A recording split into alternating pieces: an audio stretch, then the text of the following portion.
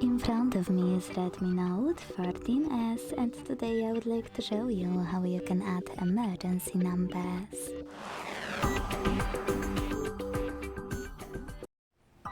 Begin by opening settings and scrolling to hit safety and emergency. Then tap on emergency contacts. Hit add contact and click on contacts or file manager over here. Now tap on any contacts you wish to add.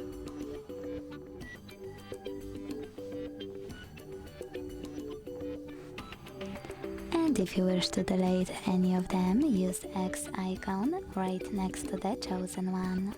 Then confirm your choice in the pop-up. If you want to change order of your contacts on the list, hit Reorder at the top right corner.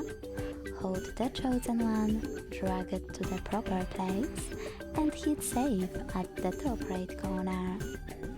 Thanks so much for watching. If you enjoyed this video, leave a like, comment and subscribe. Bye!